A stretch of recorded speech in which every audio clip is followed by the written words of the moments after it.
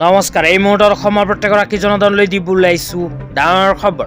তো যিসকল মানুহে ভিডিঅ'টোত ক্লিক কৰিছে অনুগ্ৰহ কৰি ভিডিঅ'টো স্কিপ নকৰি প্ৰথমৰ পৰা শেষলৈ চাই থাকিব, কিয়নো এইটো ভিডিঅ'ৰ মাজত অৰুণোদয় আঁচনিৰ পৰা আৰম্ভ কৰি অসম চৰকাৰে নতুনকৈ ঘোষণা কৰা মুখ্যমন্ত্ৰী জীৱন অনুপ্ৰেৰণা আঁচনিলৈ কেইখনমান গুৰুত্বপূৰ্ণ খবৰ আপোনালোকক প্ৰদান কৰিম।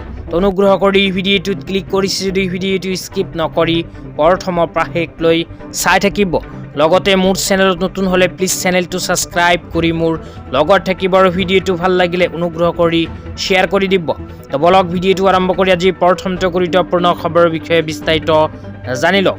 তো আপোনালোকে মোবাইল স্ক্ৰীনত চাব পাৰিছে অসমৰ মাননীয় মুখ্যমন্ত্ৰী ডাঙৰীয়াই কেইদিনমান আগত জীৱন অনুপ্ৰেৰণা আঁচনিলৈ এনেকৈ এখন আপডেট প্ৰদান কৰিছে। ইয়াতে কি লিখা আছে পঢ়ি আপোনালোকক বিতংভাৱে প্ৰথমে জনাই দিছোঁ। তো ইয়াতে লিখা আছে গৱেষণা কৰি থকা মৰমৰ শিক্ষাৰ্থীসকলৰ বাবে আহি গ'ল সুখবৰ।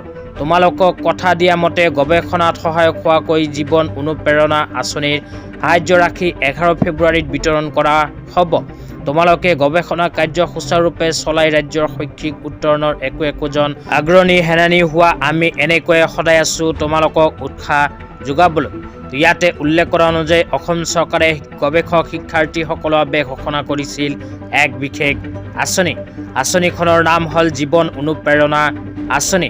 এইখন আঁচনিৰ জৰিয়তে অসম চৰকাৰে অহা 11 ফেব্ৰুৱাৰী তাৰিখে গৱেষক শিক্ষাৰ্থীসকলক 25,000কৈ টকা প্ৰদান কৰিব।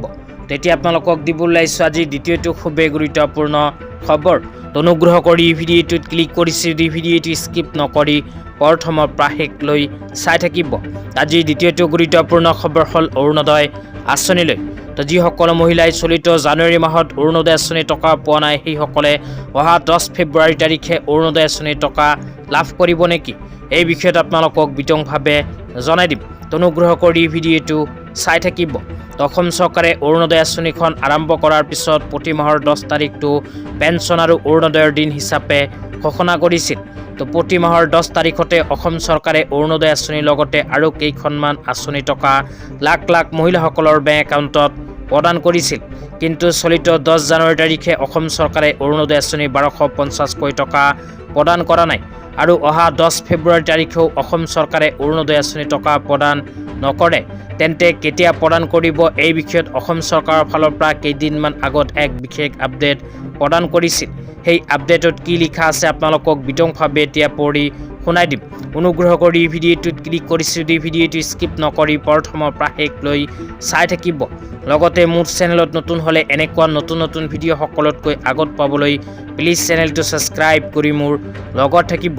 তো আপোনালোকক মোবাইল স্ক্ৰীনত দেখুৱাই দিছোঁ। আপোনালোকে মোবাইল স্ক্ৰীনত চাব পাৰিছে অসম চৰকাৰে অহা ফেব্ৰুৱাৰী মাহত অৰুণোদয় আঁচনিৰ টকা প্ৰদানৰ বাবে এনেকুৱা এখন তাৰিখ প্ৰকাশ কৰিছে। তো ইয়াতে উল্লেখ কৰা অনুযায়ী যিসকল মহিলাই চলিত জানুৱাৰী মাহত অৰুণোদয় আঁচনিৰ 1250কৈ টকা পোৱা নাই সেইসকল মহিলাই অহা 10 ফেব্ৰুৱাৰীৰ পৰিৱৰ্তে 20 ফেব্ৰুৱাৰী তাৰিখে নিজৰ নিজৰ বেংক একাউণ্টত একেলগে 8,000কৈ টকা লাভ কৰিব। তো আজি ইমানেই। ভিডিঅ'টো চাই কেনে পালে নিশ্চয় এইটো ভিডিঅ'ৰ কমেণ্ট বক্সত কমেণ্ট কৰি জনাই দিব। লগতে মোৰ চেনেলত নতুন হ'লে প্লিজ চেনেলটো ছাবস্ক্ৰাইব কৰি মোৰ লগত থাকিব। তো ধন্যবাদ।